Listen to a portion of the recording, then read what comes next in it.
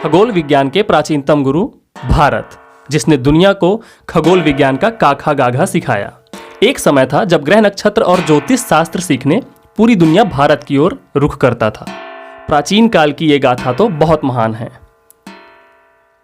पर अब भारत अंतरिक्ष विज्ञान में कहां खड़ा है। हेलो फ्रेंड्स, स्वागत है आपका K2U चैनल पर ज्ञात से अज्ञात की ओर, नोन टू अननोन। कुछ जानने की हो चाह तो आइए K2U चैनल की राह। 26 जनवरी 1950 को जब हम पूर्ण रूप से स्वाधीन हुए, उसके ठीक 12 साल बाद 1962 में Indian national committee for space research centre की स्थापना की गई। स्पेस रिसर्च को लेकर यह पहला संस्थान था, लेकिन 15 अगस्त 1969 को विक्रम अंबालाल साराभाई जी ने इंडियन स्पेस रिसर्च ऑर्गेनाइजेशन यानी कि इसरो का श्री गणेश किया। इसरो भारत का राष्ट्रीय अंतरिक्ष संस्थान, जिसका मुख्यालय बेंगलोर में है। इस संस्थान में लगभग 17,000 कर्मचारी एवं वैज्ञानिक कार्यरत हैं। संस्थान का मुख्य कार्य भारत के लिए अंतरिक्ष संबंधी तकनीकी उपलब्ध कराना है।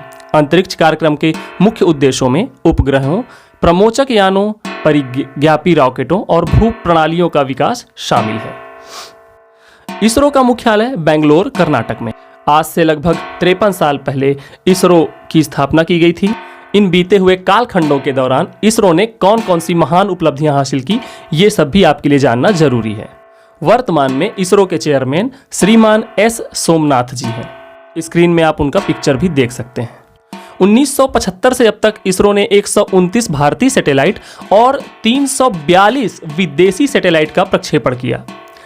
अभी कुल 53 सैटेलाइट कार्यरत हैं, जिनमें 21 कम्युनिकेशन के और 8 नेविगेशन सैटेलाइट हैं और 21 ऑब्जर्वेशन और 3 साइंस के सैटेलाइट हैं।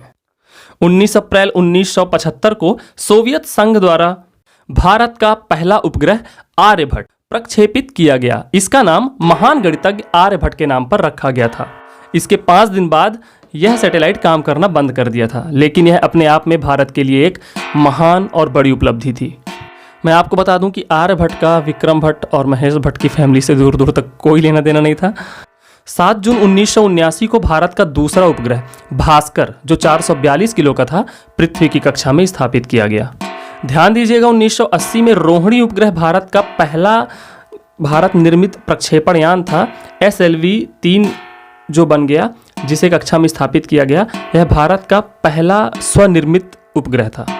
2008 में चंद्रमा में पानी की खोज के लिए चंद्रयान प्रथम लॉन्च किया गया। 2014 में हमने वो कर दिखाया जिसने पूरी दुनिया में भारत के अंतरिक्ष विज्ञान की ताकत को प्रतिस्थापित किया। ये वही साल है जब नरेंद्र मोदी जी हमारे देश के प्रधानमंत्री बने थे। जी हाँ, मंगलयान का मंगल यात्रा। यह ऐसा मिशन था जिसे एक बार में कोई भी देश सफलतापूर्वक संपन्न नहीं कर पाया था। मार्स ऑर्बिटरी मिशन यानी कि मॉम। इस मिशन के तहत हम एक ही बार में सफलतापूर्वक पहले ही प्रयास में भारत मंगल ग्रह तक पहुंचा।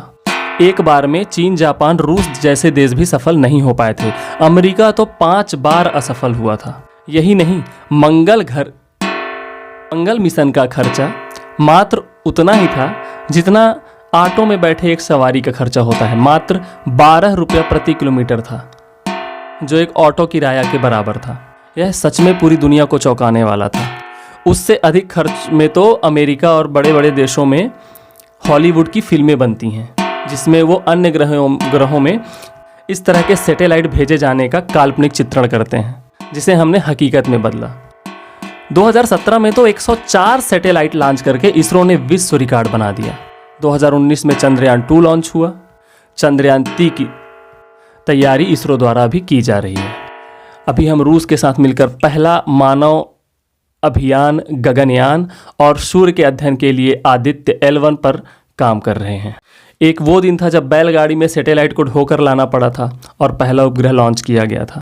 एक आज का दिन है जब भारत नासा जैसे विश्व प्रसिद्ध संस्थान के लगभग समकक्ष खड़ा हुआ है।